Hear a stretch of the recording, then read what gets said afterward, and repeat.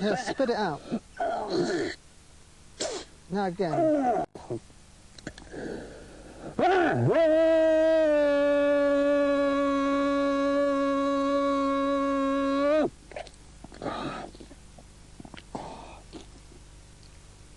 See what images come while you do that. Of course, that's the way us men are supposed to behave when we're on our own together, doing gutsy, laddish things, the new age equivalent of having a few pints, a fight and a curry. But the more I've journeyed into this new spirituality, the more it seemed to me that this is a realm in which feminine values are in the ascendant. Everywhere I've been, I've had encounters with extremely vivid women whose mission, in one way or another, is to nurture and to heal. Deep down inside, I think we all know whether or not we believe in God. But have you ever stopped to consider what you feel about the goddess? Oh, I will tell you of the goddess of old. Louder.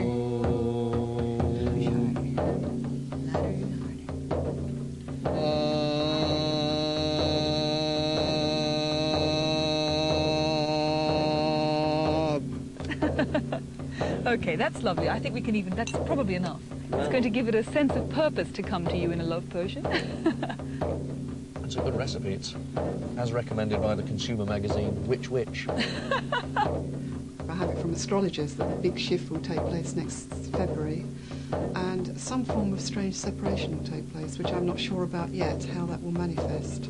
But I think there will be those who believe and definitely those who do not. If you keep that question in mind, should I stay with it or should I go? You phrase that in your mind, and then give those a bit of a shuffle and take out 3 rune stones.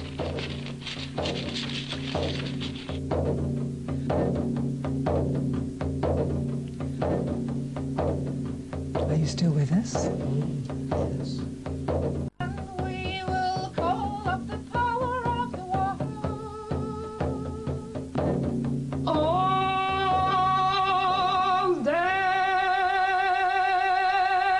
Olden! Hail Sir Odin, mighty Dreichten, master of life and death. Vote wise winner of runes, we hail thee by fire, by ice. From there where time meets space, we call thee forth in Midgard's ring. Odin,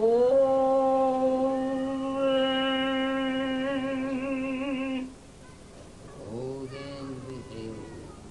In the temple she's built in the basement of her Edwardian terrace house in Tufnell Park, Freya and her fellow pagans worship the Viking god Odin. That must be nice for the neighbours.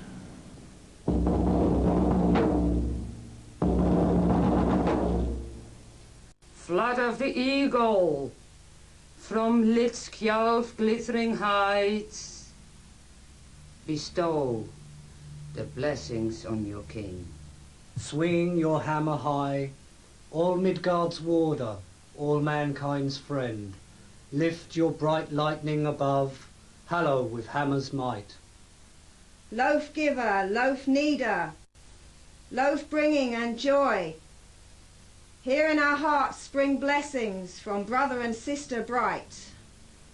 We hail thee, high ones, mighty god folk, gathered from Asgard's halls. A lot of this stuff has got quite spooky connotations. You must be aware of that. I suppose it adds to the atmosphere. Every ritual is part acting, so you create an atmosphere conducive to alter your state of mind of consciousness to invoke the gods, but it is largely for human psychology and ritual. I don't think the gods actually give to monkeys. Each one of us feels drawn to a particular god, usually one with whom they resonate, with whom they find aspects in their own character. And in your case? In my case, that is most certainly Odin. And I've got an eye to prove it. He is the god of knowledge. He's also the god of the hidden things, the mysteries of the runes, the mysteries of creation, evolution, the mysteries of time, space, quantum physics, even the internet. Quite a spirited god, I would think. Oh, yes. He likes his spirit, all right. From golden honey, gift of the bees, Odin's might brewed the mead. Hail, sir.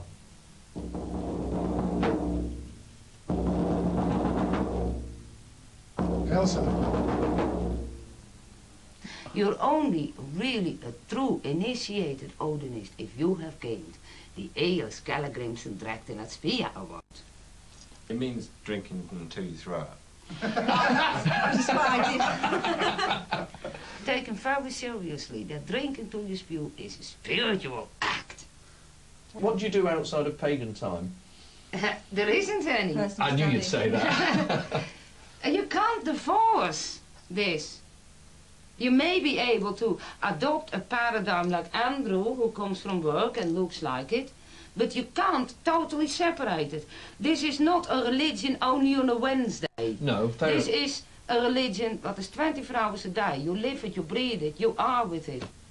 Is it important for you that you're connecting with myths that are very ancient? Yes, because on a psychological level they're true in any time. Just the outer form changes. What we do is extrapolate and update 10th century concepts into 20th century concepts. Whereas Odin, as Lord of the Runes, is obviously the god of writing, nowadays he is the god of computers. Whereas once the wolf was seen as the evil, malignant forces of nature, of earthquake, destruction, nowadays you could look upon the force of the wolf as the pollution or even nuclear radiation. Every metaphor, the true myths stand in their own right as eternal truth. Ah!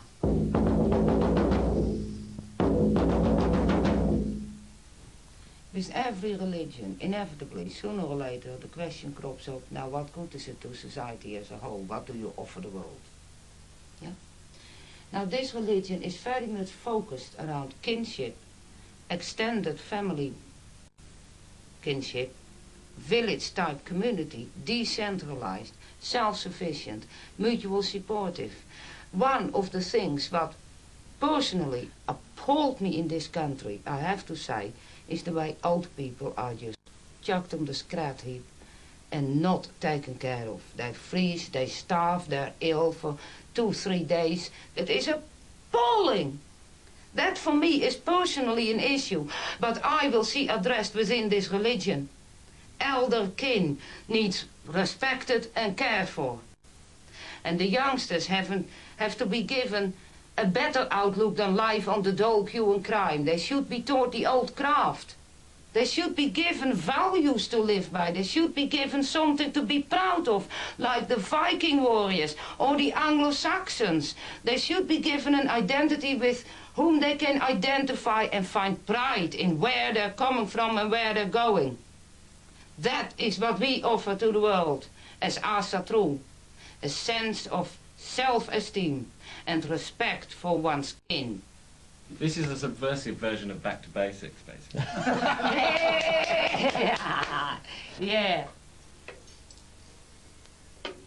As the gods have given, so we return the gift.